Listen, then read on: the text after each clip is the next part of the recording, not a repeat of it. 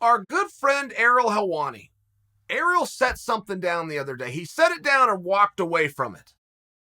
But it was an image put out on Instagram, had like stacks of money, and then had a little caption at the bottom that very successful fighters and promoters from around the world have teamed up, and they're going to launch a new mixed martial arts league. But they're going to share the revenues as follows, and they're going to have healthcare benefits as follows, and they're just going to solve all the world's problems, right? Like Santa Claus is getting in to MMA. Okay, fine. Every few years, you have a press conference, something along these lines. This one, distinctly, is not going to be ready to go until 2023. Now, that's a red flag.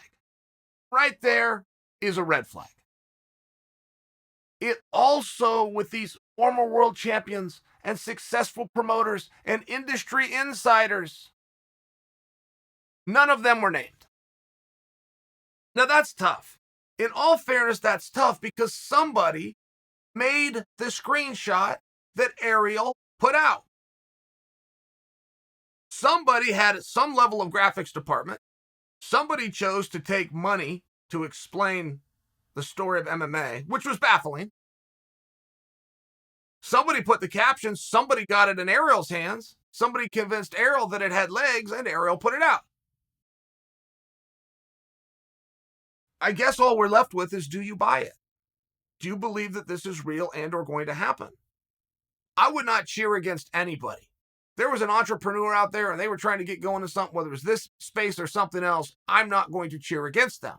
I will just tell you some red flags that came out. No flag as big as having 0 names attached to this. Somebody sent that image to Ariel, who does his due diligence, who would not put it out unless he had reason to believe that this was going somewhere. Who is that person? Why is that person not taking credit? If you're ready to go to the media on some level, if you're ready to start going and get branding going, you would have a name attached. You would have somebody who could ask you questions and follow-up questions. All the way down to one of the simple ones, which is, why is it going to be in 2023? Why? Why not tomorrow? Like, what would possibly be holding you up? Do you not know how to get a venue? Do you not know what ticketing laws are in a certain jurisdiction? Do you not have the athletes? Do you not have the cameraman? Do you not have the infrastructure? What part of it is that you don't have? I think I can answer the question. You don't have the money. I think I could answer that. Anybody new who has applied for a promoter's license would be public information. I have not gone to that level to research it, but I also don't believe within this space that would have kept a secret. Therefore, I will conclude for you that nobody has done that.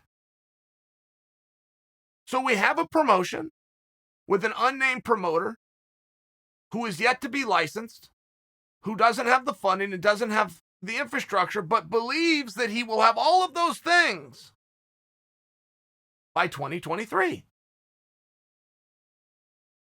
How do you get excited? How do you go sign with that guy?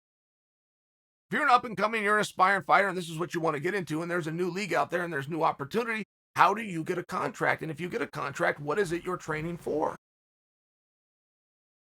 And you start to see where there's major problems with the dates. And there's not very many people who have ever tried MMA. There's only a couple of people who ever succeeded in MMA. But of the people who have tried, and the very few who succeeded, what happened to the rest of them? And there seems to be lessons, and there seems to be some common themes with all of them, which is simply, they just started too big.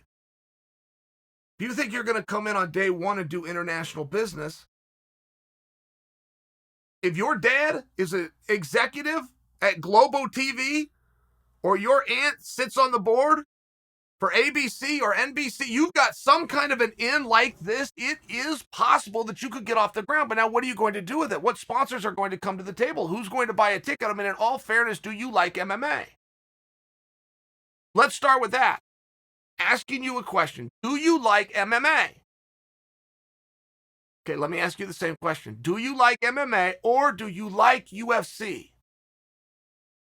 And there's some very vast differences. I can remember in the IFL days, I was an assistant coach for the Wolfpack, our team out of Portland. And I don't want to be the skunk at the garden party. I'm there, I'm assisting, I'm in the jersey. There's a salary that comes with it, but I get asked by the media, hey, what do you think? How do you think this is going to do?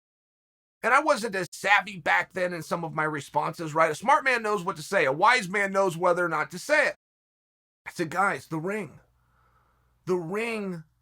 has never worked in North America. And the reporter that I was working with, I did not realize was a shill for the organization. I thought he was a reporter that just happened to be at the organization. I find out his shill status when he starts pushing back and arguing with me. Now, the problem there for him is there is no argument because my claim was very simple. The ring has never worked in North America. That's a factual statement.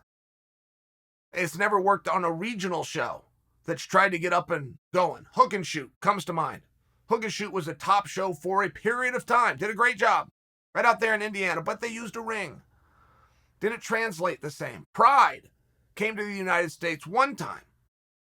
They used a ring. It didn't translate. The ring was tough. That apparatus was tough. And some of the lessons that need to be observed and learned from the IFL are massive. If you are not an absolute student of the IFL specifically and of their business model and of what worked and what ultimately led to their demise, if you are not an absolute expert in all things associated with IFL, you have no chance within this space. You have no chance of understanding. And it's like anything in entertainment. There's always a cart horse scenario. Do I find the show or do I find the money? Do I go get the money and then I go get the show? Everybody, every production, everything that's ever been made is going to have to ask themselves that same question. And what a guy did for 10 times in a row, for the 11th and 12th time, he might do it the opposite way. He's going to be forced with that same question. Do I find the money or do I find the show? Which do I do? And the guys that will start very small are the ones that have been able to grow. Mark Cuban gave a hard look getting into MMA. Now, Mark knew the question that I'm asking you was going to be the ultimate question. Do people love MMA? Or do people love the UFC? So Mark, who's a billionaire, did a show, small one, local, right there in Texas. He shows up to it. He dresses in a t-shirt, puts a hat on, goes right down into the audience, and he begins asking them questions. Do you like this? Do you like the walkout? What do you think of the music? What do you think of this light? What do you think about the way the cage is formed? Right? He asked good, simple questions to all of the wrong people. He asked them to his drunken audience that doesn't have the foggiest idea what they like. But in all fairness, most consumers don't. It's not my job to know what I like. I trust you. You are the cook. Bring me a ham sandwich that tastes better than the other guy's ham sandwich, and I'll be back tomorrow. I don't need to know why. I don't need to know whether you use Dijon or yellow. I don't need to know if this is hickory smoked or is baked by your wife in the kitchen. I just know it needs to taste better, and I'm trusting you to be the one to make it taste better, right? I mean, in all fairness, it's one of these things, and Mark Cuban looked at it, smart guy, he says, you know what? My love and my belief in MMA still exists. My belief that MMA, not called UFC, can thrive in this current market no longer exists. Got out a checkbook, sent it off to the boys at Zuffa, and said, make me an investor. And it turned out to be a fantastic investment. But this is a smart guy who started small. So he was never going to lose big. He started to align his troops. He started to try to learn. Not too many cooks in the kitchen.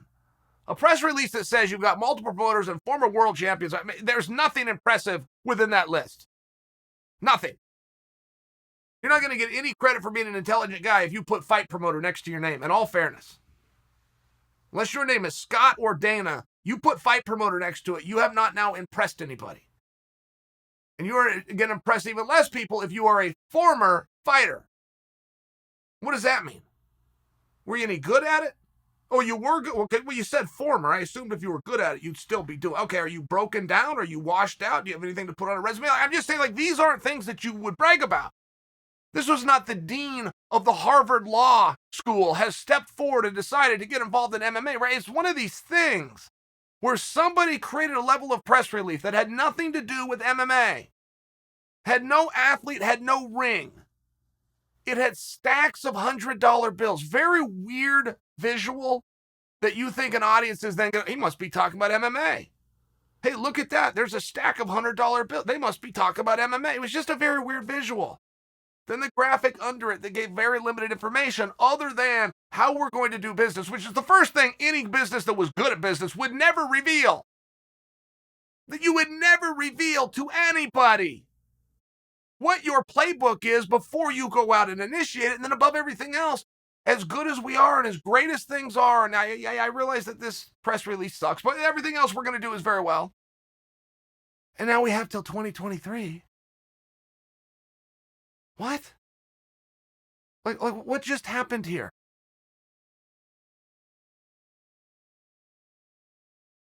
And it's a real tough reality. It's a very tough one for people that love it and they're gung-ho. Very tough. Do you love MMA or do you love the UFC?